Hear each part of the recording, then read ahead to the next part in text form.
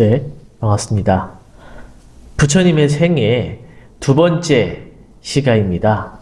저희가 지난 시간에는 우리가 왜 부처님의 삶을 공부해야 하는가 그 이유에 대해서도 말씀을 드렸고요. 그리고 부처님 전생 이야기도 했었습니다. 부처님의 전생에 대해서 이야기를 하는 이유는 인도라는 나라가 윤회 사상을 또 믿고 있고 부처님처럼 위대하신 분이 우리랑 똑같이 태어나자마자 이렇게 한 생을 살아서 부처가 된다는 것은 이해할 수 없는 일이다. 그래서 아주 오랜 전생부터 긴 세월 동안 수행의 수행을 거듭해서 점점점 발전해서 저렇게 위대한 성자가 되셨을 것이다. 이런 생각 속에서 부처님 전생에 대한 이야기가 만들어졌다. 그래서 부처님 전생 이야기는 따로 경전이 있다. 이런 이야기도 말씀을 드렸고요.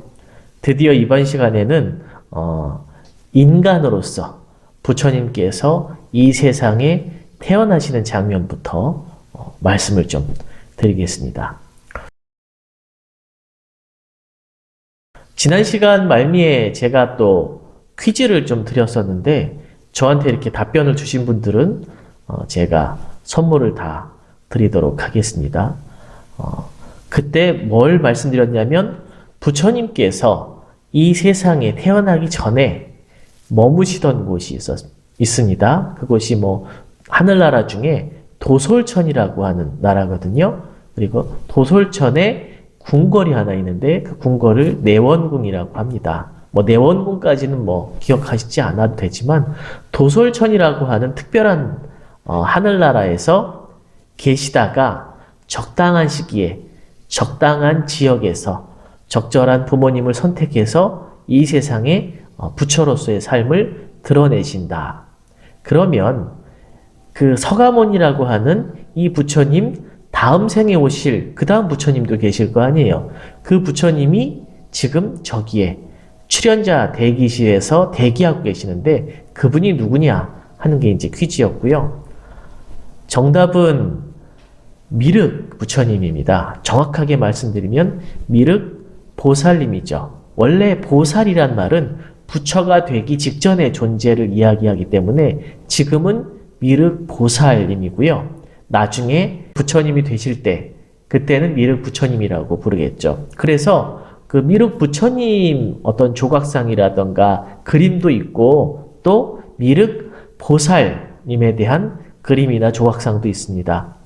우리 그 국립박물관에 가장 유명하고 가장 소중한 그런 유물 중에 하나가 그 미륵보살 반가사유상이라는 유명한 작품 아시죠? 백제 작품도 있고 신라의 작품도 있는데 여기에 등장하는 분이 미륵보살님입니다. 미륵보살님께서 나는 어떤 부처가 되어서 어떠한 가르침을 펴고 어떻게 살아갈지를 이렇게 고민하고 깊이 생각하고 계신 그 장면을 딱 포착해서 사유, 고민하는 그 모습이다 해서 만들어 놓은 것이 미륵보살 반가사유상이라는 그 작품입니다. 연관지어서 잘 기억을 해두시면 좋을 것 같아요. 어쨌든 우리는 그 미륵 부처님이 아니라 석가모니라고 하는 부처님에 대해서 배우고 있습니다. 부처님이 그 태어나시는 장면을 설명드리기 전에 이 석가모니라는 말에 대해서도 간단하게 이해를 하시면 좋겠어요. 책에도 그 설명이 나와 있는데 석가라고 하는 것은 이분의 종족 이름입니다. 샤키야라고 하는 종족인데 문이라고 하는 것은 성자, 위대한 사람 이런 뜻이죠. 그러니까 이것이 특별하게 이분이 지었다기보다는 워낙 유명해지니까 사람들이 이 부처님을 설명하면서 이 이야기를 한 거죠. 그 왜 있잖아. 그 위대하신 분, 석가족 출신의 그 아주 성스러운 분 있잖아. 그분 이렇게 이제 설명할 때 석가모니라고 했었던 그 말을 부처님의 그 어떤 별명처럼 붙인 겁니다. 그러면 이 부처님은 원래 어떤 이름을 갖고 있었느냐? 원래 그 출가하기 전의 이름은 시다르타라고 하는 이름이 있었습니다. 시다르타는 바라는 대로 모든 게 이루어진다. 멋있는 이름이죠. 그런 뜻의 이름을 가지고 계셨고,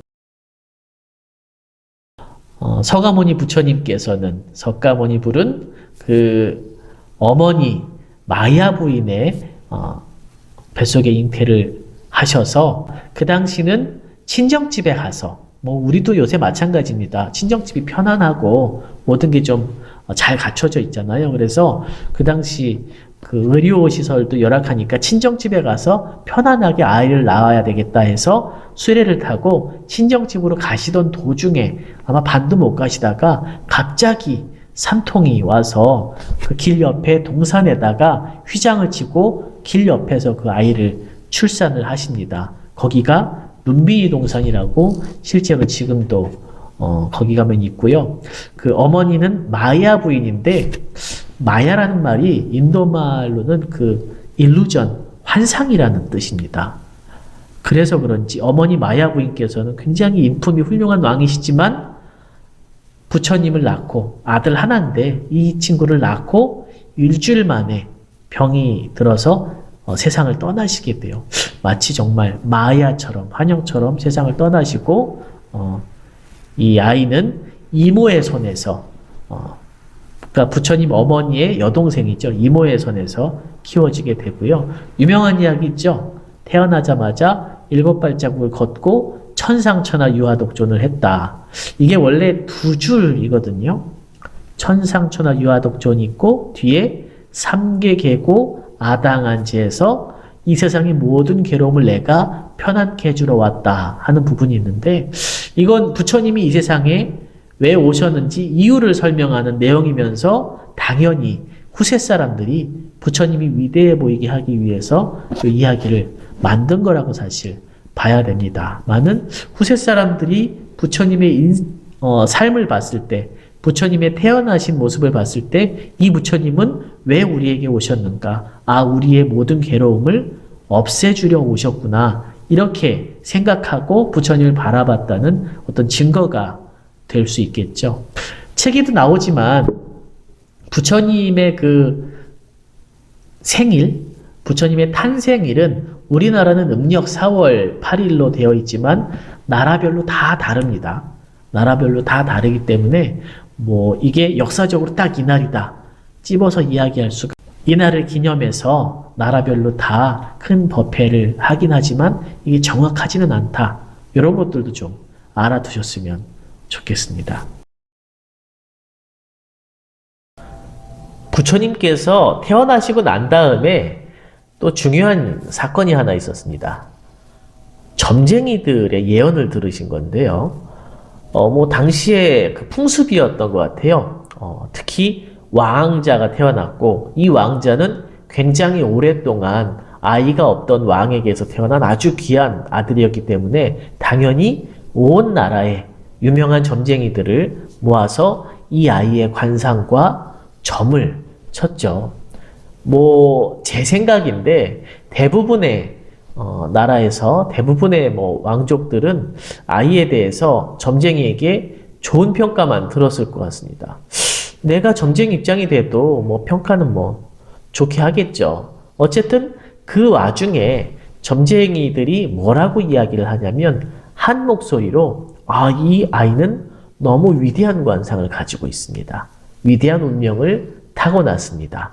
그래서 왕으로 남아있으면 전륜성왕이 될 것이고, 그 집을 버리고 출가를 하면 부처가 될 것입니다. 이렇게 한 목소리로 이야기를 합니다. 요 얘기를 좀 살펴볼 필요가 있는데요. 먼저 여러분이 처음 들어보시는 이 전륜성왕은 사실 전설적이고 위대한 왕을 뜻합니다. 아직 나타나질 않았어요. 어떤 우리가 생각할 때 위대한 왕 하면 뭐 광개토대왕이라던가 세종대왕이라든가 이렇게 현실적인 왕을 얘기하는데 말고, 이 사람들은 늘 꿈꾸던 위대한 왕 한 명이 있습니다. 왜 이 왕을 꿈꾸었느냐? 당시 인도 사회는 굉장히 급변하는 사회였어요. 그 전에 농사 지으면서 편안하고 행복하게 사는 그런 농경사회에서 갑자기 그 상업사회가 생기고 또 정복 전쟁이 일어납니다. 그러면서 크고 작은 나라가 생기고 무력의 차이가 생기고 서로 큰 나라는 작은 나라를 정복하고 그 다음에 약탈을 하는 그런 아주 어지러운 세상이 됐죠. 당시 인도 대륙에 나라가 한 200여 개가 됐다고 합니다. 아까 말씀드렸던 부처님이 태어나신 카필라국은 그 중에서도 너무너무 작은 나라였고요. 거대한 나라는 인도 대륙에서 우리나라의 몇 배가 되는 크기의 거대한 영토를 가진 그런 큰 나라들부터 다양한 나라가 있었고요. 200개의 나라가 서로 10년에 한 번씩만 전쟁을 일으킨다고 해도 백성들은 정말 쉴 틈 없이 전쟁 속에서 괴로움을 겪게 됩니다. 사실 전쟁이 일어나면 왕족이라든가 그 앞에 서는 그 장수들은 별로 피해가 없어요. 잘 죽지 않습니다. 보통은 병으로 이렇게 착출돼가는 그런 백성들이 큰 피해를 당하고 또 전쟁 때문에 민간인들도 오늘 내가 살아있지만 언제 내가 죽을지 언제 끌려갈지 알 수 없는 그런 괴로운 삶을 계속해서 살고 있는 거죠. 가만히 생각하니까 이게 언제 끝날까?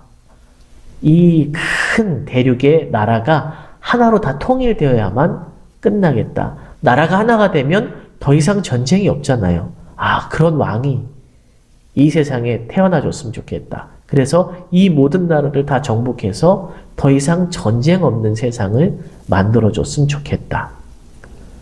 근데 전쟁 없는 세상을 만들려고 정복을 하는 것 자체도 굉장한 전쟁이 따르잖아요. 그런데 아주 특별한 경우에는 전쟁 없이 모든 나라를 통일하는 그런 왕이 태어날 수도 있겠다. 이런 아주 훌륭한 상상력을 발휘하기 시작했습니다. 그래서 어떤 왕을 설정하는데 이 왕이 전륜성왕이라고 하는 왕입니다. 자, 전륜성왕이라고 하는 이 위대한 왕의 그 이름을 살펴보면 뜻을 풀어보면 바퀴를 굴리고 다니는 위대한 왕 이렇게 해석이 됩니다. 전륜, 바퀴를 굴리다. 책에도 나왔지만 굉장히 신기하고 거대한 금색 바퀴를 굴리는데 이 바퀴를 사람이 굴리는 게 아니라 스스로 굴러다녔다고 해요. 그야말로 상상력이죠. 지금으로 따지면 굉장히 어떤 강력한 최첨단 드론을 하나 가지고 다녔다. 이렇게 상상하면 좋을 것 같습니다. 어쨌든 이 거대한 바퀴라고 하는 위대한 발명품, 이것은 이 전륜성왕이 가지고 있는 어마어마한 국력, 외교력, 그리고 전투력을 상징을 합니다. 이 왕이 어떤 나라를 정복하는 방법은 이와 같습니다. 왕은 그 나라에 가서 그 나라가 잘 내려다 보이는 언덕배기에 저처럼 이렇게 왕자를 갖다 놓고 앉아서 바퀴에게 명령을 하죠. 자, 바퀴야, 내려가서 이 나라를 구석구석 산책하고 와라. 그러면 이 바퀴가 굴러 내려가서 이 금색 찬란한 광명을 뿌리면서 이 나라를 구석구석 굴러다닙니다. 마을 사람들이, 그 나라 국민들이 그 바퀴를 보고 나서 굉장히 놀랬고 어떤 반응을 보일까요? 환영의 반응을 보입니다. 드디어 그 위대한 왕께서 우리나라를 정복하러 오셨구나. 너무 기쁜 나머지 다들 노래를 부르면서 춤을 추면서 바퀴를 따라서 다니기 시작합니다. 사람들이 모여들고 드디어 바퀴는 이 마을을 한 바퀴 돌고 다시 왕에게로 돌아올 때는 그 나라의 백성들이 그 바퀴를 따라서 이미 쭉 와서 잔치를 벌이고 있습니다. 경사가 난 거죠. 이 나라 왕도 그 소식을 듣습니다. 깜짝 놀랐겠죠. 아, 그 왕께서 그 위대한 무력과 위대한 정치력을 가진 그 왕이 우리나라를 정복하러 왔단 말이야? 그럼 그 왕은 너무 화가 날 수도 있고 분노할 수도 있고 적개심에 불탈 수도 있습니다만은 이미 모든 백성과 모든 군인들은 그 왕 앞에 가서 그 왕이 이 나라를 접수하러 온 데 대해서 너무 기쁘게 생각하고 있습니다. 그럼 왕은 싸울 수가 없어요. 혼자 싸우거나 아니면 멋지게 항복하거나 그래서 모든 왕은 그 앞에서 오셨으니까 제가 이 나라를 잘 준비해 놨으니 이 나라를 잘 받으시고 잘 다스려 주십시오 하고 나라를 바칠 수밖에 없다고 합니다. 이게 어마어마하게 크게 차이가 나는 전투력으로 인해서 전쟁을 해봐야 전혀 이길 가능성이 없는 그런 왕이기 때문에 일어날 수 있는 일이죠. 자, 나라가 통일이 됐고 거대한 나라가 됐으며 어느 누구도 전쟁 때문에 피 흘리지 않았고 이분들은 위대한 왕의 정치를 통해서 지배를 받게 됐습니다. 백성들이 이보다 좋은 왕은 없죠. 그래서 전설적으로 위대한 왕을 늘 기다렸고 뭐 나중에 비슷한 왕이 태어나긴 하는데 이 전설 속의 왕 이름을 전륜성왕이라고 불렀습니다.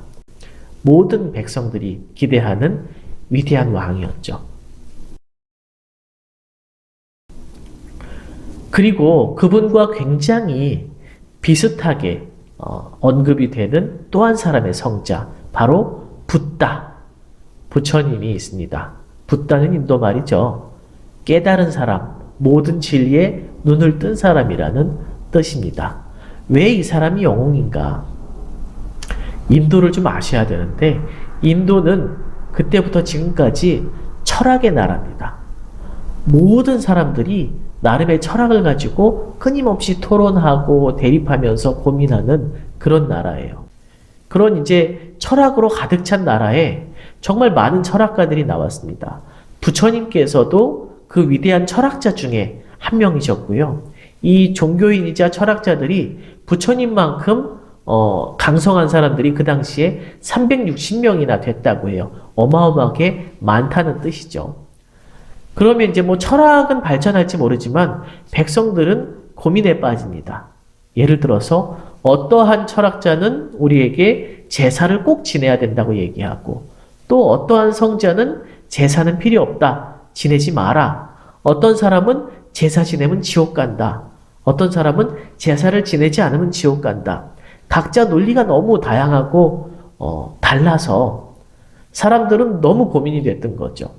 이 사람 말을 듣자니 저 사람 말이 걸리고 저 사람 말을 따르자니 이 사람 말이 너무 의심이 됩니다. 물어보면 잘 모르겠는 거예요. 왜냐하면 이 사람들은 다들 말을 잘해서 다 나름의 논리를 가지고 있고 다 설득됩니다. 이게 뭐 한 나라나 한 마을이 같은 철학과 같은 종교를 믿으면 상관없는데 이 사람들이 너무 많고 새로운 철학자들이 자꾸 생겨나니까 백성들이 너무 힘들고 괴로운 겁니다. 누가 이 많은 철학들, 이 많은 종교들을 정리해서 딱 통합해 줬으면 좋겠다. 이게 맞고 이게 틀리다. 이게 옳고 이게 그르다. 이렇게 깔끔하게 정리를 하고 확고하게 딱 깔끔하게 정리를 해줬으면 좋겠다. 그런 위대한 사람 없을까? 이 위대한 철학자들도 감히 범접할 수 없을 만큼 아주 정점에서 위대한 철학자, 위대한 종교인. 이 사람이 바로 붓다, 부처님입니다. 인도 사람들은 이 사람을 기다렸죠. 그래서 부처님께서 나중에 설법을 하시거나 불교를 전파하실 때 보면 불법을 널리 전파한다. 남에게 진리를 전한다. 이렇게도 이야기를 하지만 특이하게 법륜을 굴린다. 이런 말을 많이 씁니다. 법륜이라고 하는 것은 진리의 수레바퀴. 아까 그 전륜성왕이 데리고 다니던 그 바퀴는 금륜이고요. 금색 바퀴. 인도말로 차크라라고 하는데 금륜이고 부처님도 바퀴를 굴리는데 눈에 보이지 않지만 거대한 진리의 바퀴, 법륜을 굴려서 부처님도 온갖 잡다한 사상이 있는 세상을 쭉 다니면서 평정을 해서 그 많은 사상가들에게 인정을 받고 또 항복을 받고 이 사상들을 다 통합해 나가는 그런 위대한 종교인자 성인이셨습니다. 그래서 부처님도 전륜성왕처럼 바퀴를 굴린다. 이 바퀴 이름이 법륜이다. 불교에서 많이 쓰이는 말이니까 알아두셨으면 좋겠습니다. 자, 부처님께서 태어나셔서 그 당시 인도 사람들의 염원이었던 두 종류의 영웅, 전륜성왕과 부처, 이 두 인물이 다 된다는 그런 어마어마한 찬사를 점쟁이들로부터 받았던 어린 시절, 탄생하시던 그 시절 이야기를 소개를 해드렸습니다. 다음 시간에 계속 말씀드리겠습니다.